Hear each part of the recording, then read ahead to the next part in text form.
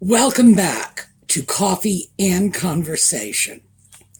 Now, for the Audie fans, he's across the room on the settee.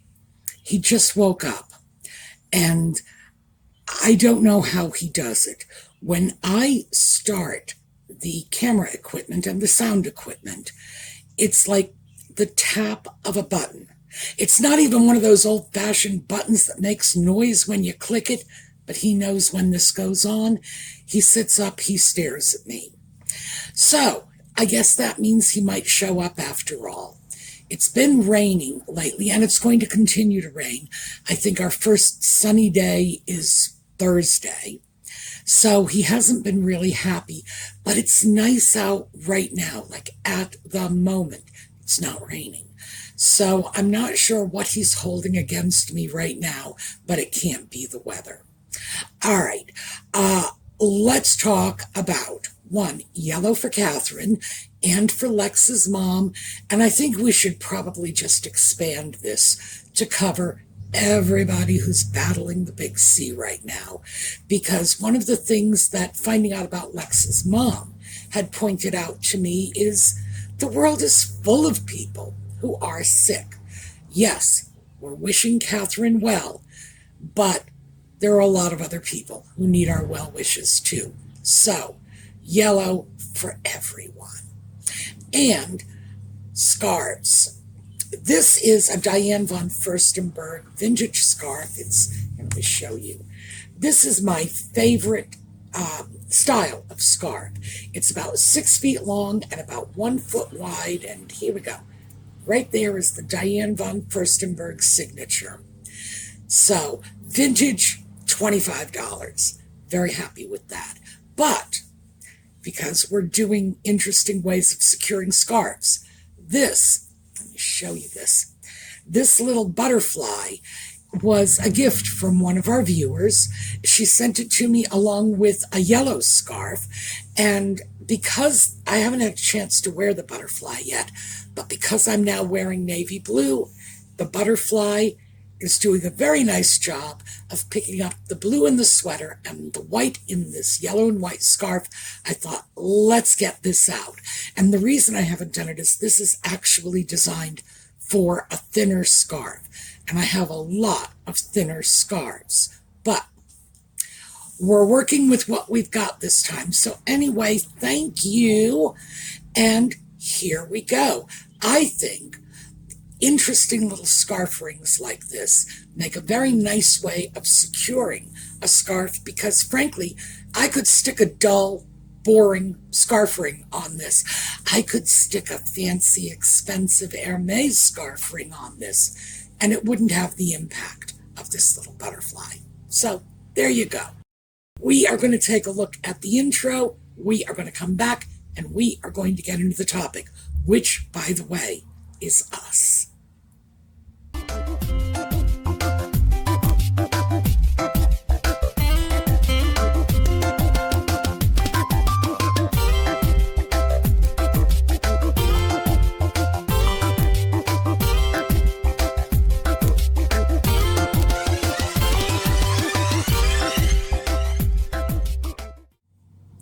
So it really is coffee and conversation today.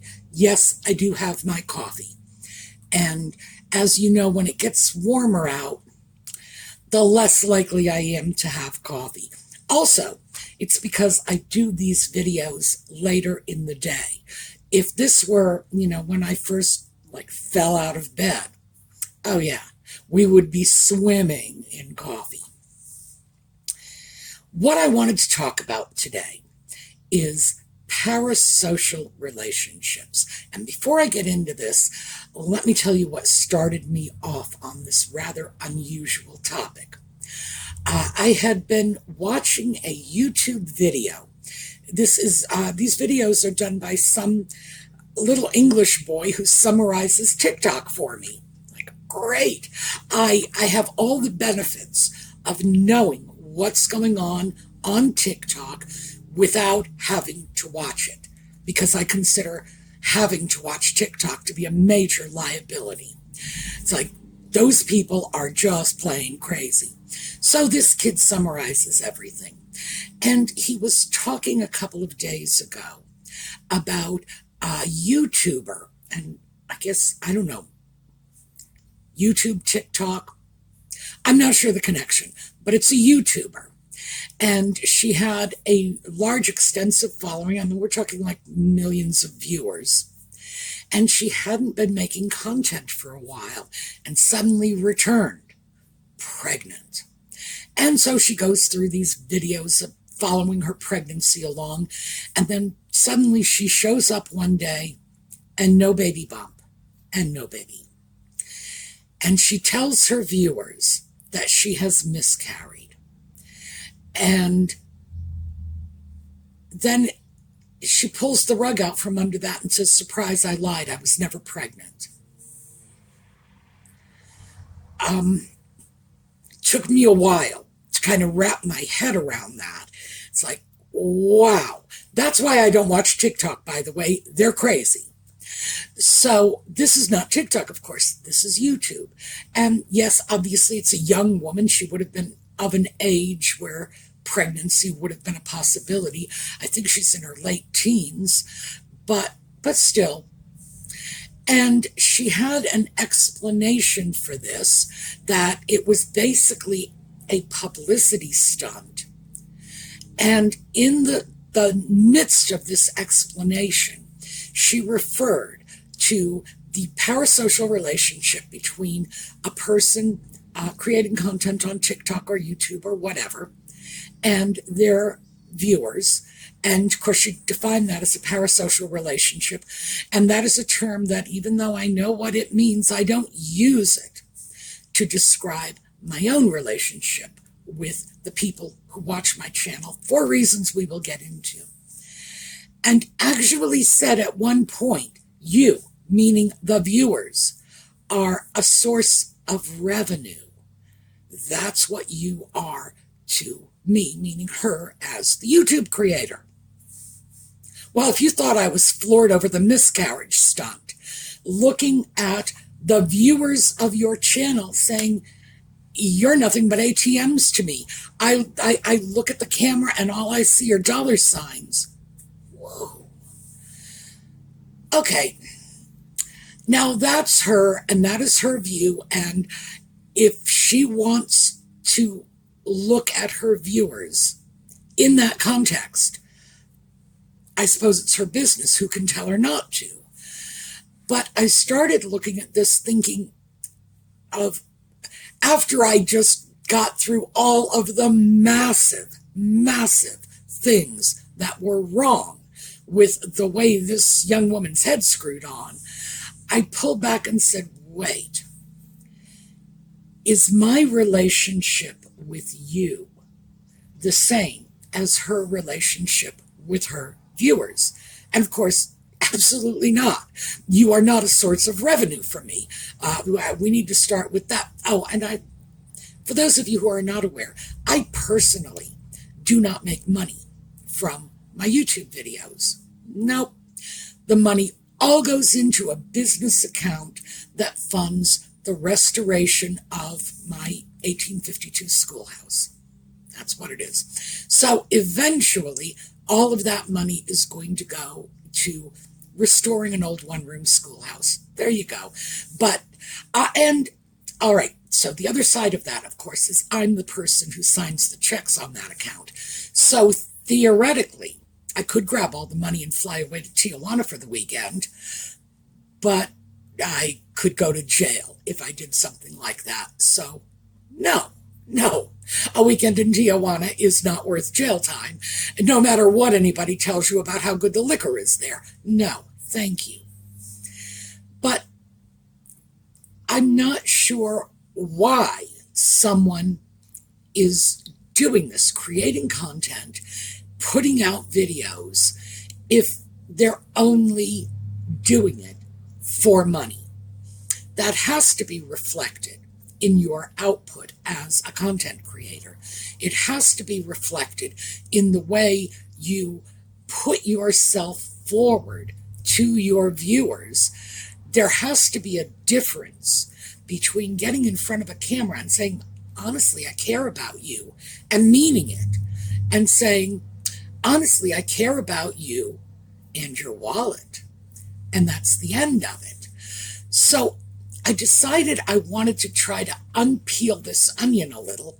And because, as you know, you are not my ATMs, you are my therapists, I thought we would all sort of like open this one up together.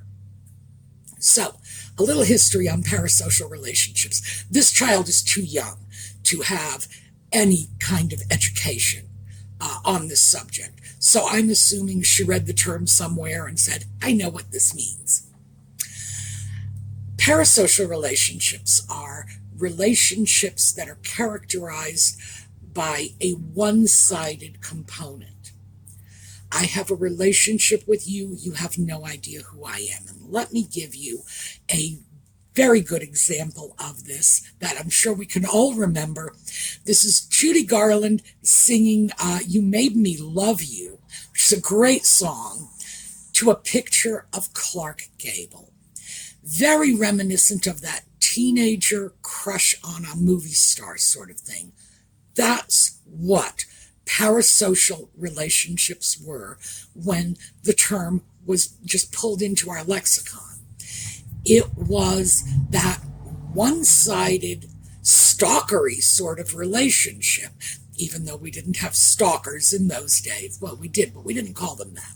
It's that one-sided fan relationship. Oh, I love this movie star. Oh, I'm going to marry him, and he doesn't even know you're alive. Now, I have often used the term parasocial to describe my relationship with politicians on the national level. I have no relationship with the President of the United States. This is a person, okay, my therapists, I was about to say man, and I stopped myself because you're not allowed to call people men or women anymore. Now we have to get all non-gender specific. And my 70-year-old brain is just not coping well with that. All right, so this is a politician who does not know I am alive. I mean nothing to him. He's never heard of me, and I'm not even sure my vote, given how many people vote in elections, I'm not sure my vote even means all that much to him, all by its one little lone self. So I see that as a totally one-sided relationship. And this is a discussion. I was going to say an argument, but it's not. It's a discussion I've had with very politically active friends who get so wrapped up in these elections, and I'm not inherently political, so I don't understand that impulse. So, why are you so wrapped up in this? You must know. These people don't know you. They don't care if you're dead or alive. Why are you so emotionally involved with this? Because I see it as something very distant, very separated from my real life. Despite whatever I may have said about my very one-sided love affair with Humphrey Bogart when I was a child, I was never one of those who said, oh, there's a movie star. I might look at a movie star like Humphrey Bogart and say, oh, I'd like one of those. But I never actually thought we had a relationship. I never hit that point of saying, one day I'm going to marry him. Because I'm so much prettier than Lauren Bacall. Come on. Even as a child, the lack of realism in that was apparent to me. So that's what parasocial relationships used to be. Involvement with politicians to the point where you're more concerned about their winning the election than you would be about, your best friend getting a promotion at work, or an obsession with a movie star to the point where that's what your life is all about.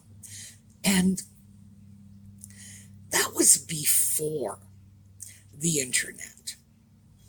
So what we're looking at now is no longer that old paradigm. Oh, and by the way, according to that old paradigm, Anybody who is engaged in one of these parasocial relations as, as the person who is sensing the relationship with this distant and removed celebrity has a few screws loose. It was characterized as pathological, coming from loneliness, insecurity, depression, anxiety, whatever. So yeah, according to their definition, I'm special and you're crazy. Whoa. Okay, so how did our relationship become this? Why is this relationship being poured into that mold that just doesn't apply? Well, okay, this particular channel has a high rate of engagement. You write comments, I read your comments, I respond to your comments as best I can. And with my vision, frankly, yes, I feel the need to defend myself here because I feel guilty that I cannot respond to comments as well as I used to because, frankly, my vision's failing. It's getting harder and harder for me to read those comments. But I try my best to stay on top of them. And when there are certain threads in the comments, I try to respond to it. But this isn't the only YouTube channel with a high rate of engagement. No, plenty are. Can this still be called a parasocial relationship? Is it still one-sided? Now, I would say no. And the biggest reason I would cite for that is we went through lockdown together. And those of you who were with me then know, it was like 3 months I put out a video every day because I knew that we were all in lockdown and some people simply were not going to get human contact if it wasn't for their favorite YouTube channels or somebody reaching out somewhere. And for my part, when we were in lockdown, I had no reason to get out of bed in the morning if it wasn't for making videos. So it wasn't as if I'm just doing this for you. Your presence in my life was getting me out of bed in the morning too. So I'm seeing symbiosis. I'm not seeing a parasocial relationship. I'm seeing you do things for me, and unlike that strange little YouTube girl, no, you do more for me than simply put money in my pocket. But I get benefit from this. And yes, the simple constraints of time and space means I am not going to be able to get to personally know all of the 90,000 people who are subscribed to this channel right now. I'm not going to be able to get to know all of them. Even if they were all in my immediate area, and frankly, there aren't even half that many people in my town. Would I be able to get to know them and have a meaningful relationship with all 90,000 of these people? No, of course not. I just don't have enough time left. 70, remember? So my clock is ticking, and it takes an awful lot of time to befriend 90,000 people.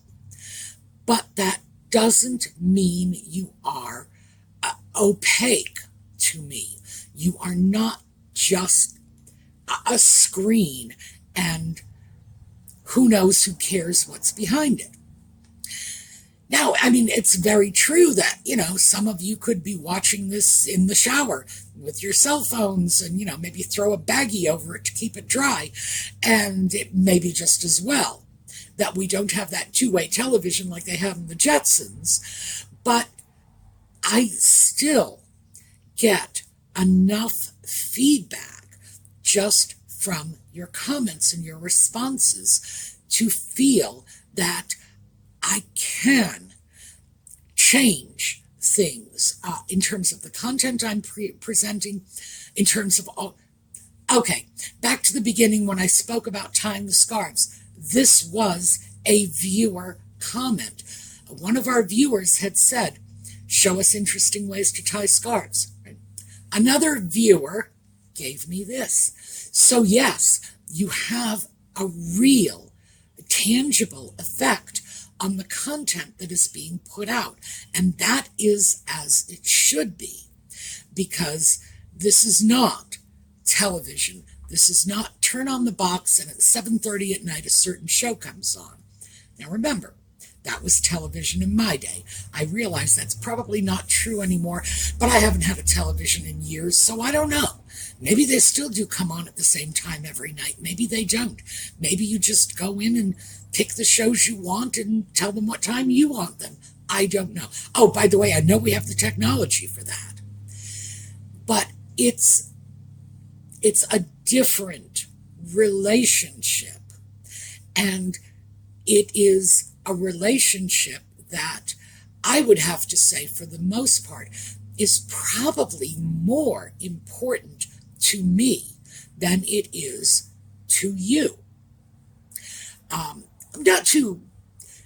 Not to cast aspersions on your involvement with what's going on this channel, but that's how I feel about it, because I get so much out of this. And I think to myself, geez, with all I am getting from your feedback and your input and your willingness to help me sort through the things in my life that are confusing. And I'm always saying you are the best therapists I've ever had and the cheapest. But I get so much from this, the idea that there is a word to describe it that suggests a one-sidedness really, really troubles me. When I see a YouTuber who is young, very young, and I've said that before, I want to emphasize that. Excuse me, got myself all excited and had a coughing fit. I stress the fact that she's young because my hope is that eventually some level of maturity will set in, and if nothing else, it will occur to her that you don't just look at people who are following your channel and contributing to your financial success and say, all you mean to me is money. That's a good way to lose viewers, because even if it's true, no one wants to hear that. And it's rude. It's fundamentally rude to say something like that. My hope truly is that she will hit a point where she will come to a more sophisticated understanding and really internalize the fact that this is not only just not how you treat people for your own selfish ends, but it's not how you view people. That's my hope. But I look at this and think to myself, why is it okay to use this term parasocial relationship for my relationship with you, your relationship with me, for us in our relationship together on this channel? It's not how I see it. And when someone says, but your viewers may be overly involved and they may think they know you. Oh, Lord, I should hope so. I've been making these videos for 5 years now. Please, I hope you feel you know me after 5 years. And yes, there are a lot of things in my life that I don't put out there. I'm thinking back to our young woman with the pregnancy and the miscarriage. I try very hard not to get you wrapped up in my health considerations, although we have talked about it. We've talked about diabetes, and certainly when my hand was in a brace a few weeks ago, I talked to you about that as well. But would I want to dump things on you? It's like, oh, my life is going miserably. No, of course not, because you don't do that to your friends. You don't make them miserable. It's just, no. That's not my idea of friendship anyway, making people miserable. Maybe it is some people's idea, but I do feel that if you don't know me after 5 years, I'm doing something wrong. The problem I see is this parasocial relationship is kind of working the other way. I feel like it would be better if I knew you a little better. If instead of you being just someone I've never even heard of before, someone I could trip over on the street and not realize it, that would be better. I would like that better. But that's not the way this works. Whatever technology is necessary to make that happen, we don't have it yet. We might. And if we do, it will be a happy day for me. But does this mean that I don't know you, I don't care about you, it doesn't matter to me that I am not in that direct contact with you? Well, no. So I think I want another term for this. I don't want this to be a parasocial relationship. I do not believe for an instant that my viewers are psychologically off kilter because they watch this channel or because they feel that they've gotten to know me after all these years. That seems fundamentally normal to me. That does not seem to be indicative of mental health issues. You see somebody, at this point I'm not making videos every day, but you see somebody 3 or 4 times a day. Or 3 or 4 days a week. There we go. 3 or 4 days a week over the course of 5 years. You are going to feel like you know them. That's all there is to it. The fact that you may have watched Bonanza for 15 years and seen Pa and Hoss and Little Joe for like years on end, every single week, and not felt like you knew them, that too is normal because you weren't engaging with them any more than you were engaging with the characters in a book. That's different. This is different. So I'm still wrestling with this. I'm still trying to work it out. I'm still angry that the world has put what I consider to be an inaccurate and somewhat disparaging label on our relationship, my relationship with you, your relationship with me. I don't like it that it's characterized this way. I think that we have a relationship.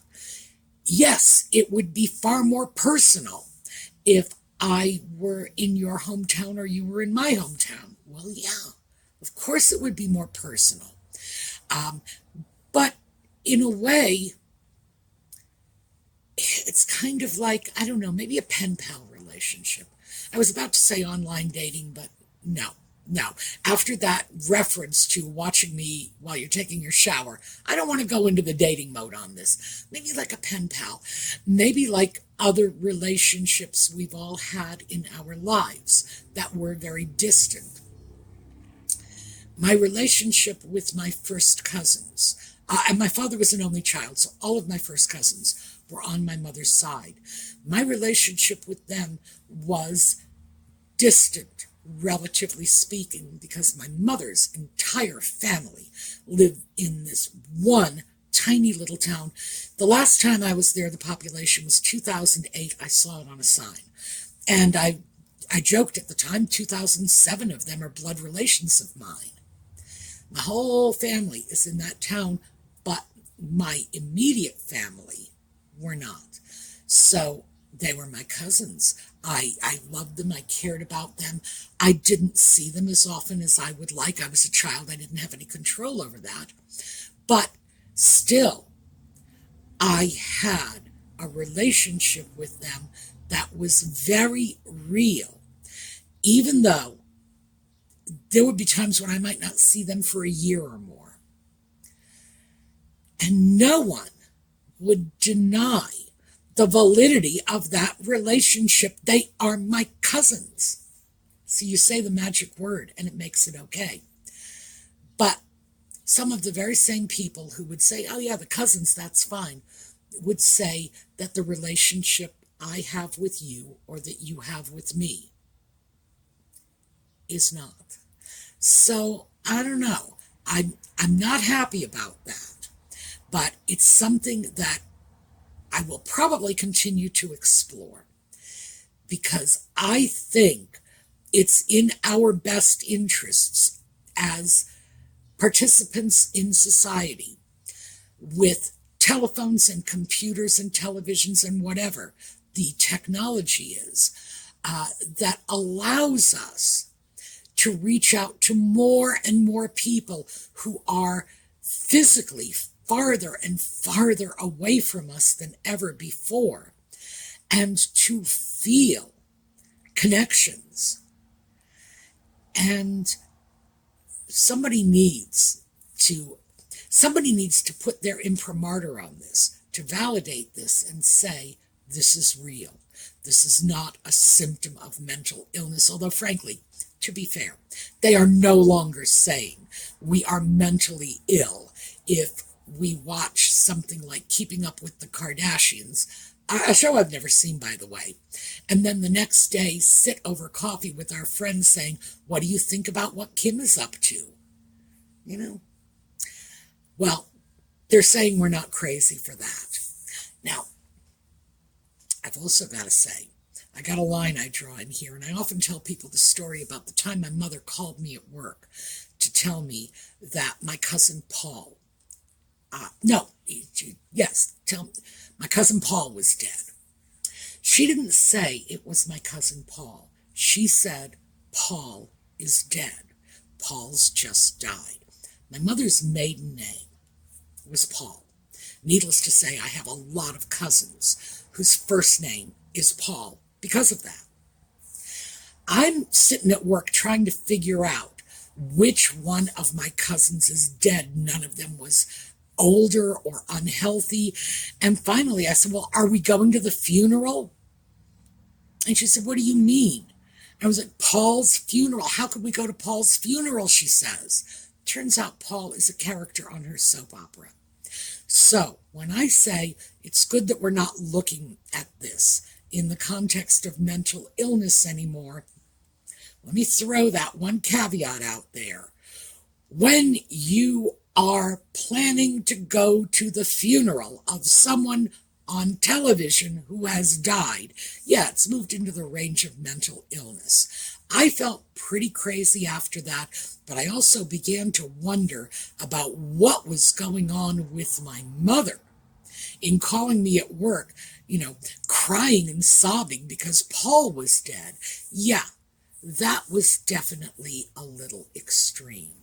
As long as we're not that nuts, we're good. But I think we need some better words for this, a new category. Because, yes, Parasocial worked in the 40s and the 50s and the 60s, but that was a long, long time ago. So that's what I have for you today, just sort of throwing this out there. What's going on? What's changing? What do we think of this? So remember, this is not a parasocial relationship. I am relying on you to tell me what you think of this. What do you think we have going on here? Is this watching television for you, or is it more? Because oh, and by the way, it's okay if it's just watching television. If that's all this is for you, that's okay. And I'm not going to be offended because I see other things in this relationship. So I don't want you to feel like somehow I'm hampering your expression on this, but I would like to know. So, comment section, let me know. Audie is now sitting at the front door. He's flopping his tail on the floor. He does that to get my attention. Flopping his tail on the floor so that I will let him out. So I take it that we're over the rainy days and he would like to get out and enjoy a couple of minutes of this much milder, clearer weather. And I will see you all next time. For those of you who join us for just chatting, that's 8 o'clock New York City time this evening. We're going to take a look at a slideshow on the way out. And in the meantime, have a terrific day.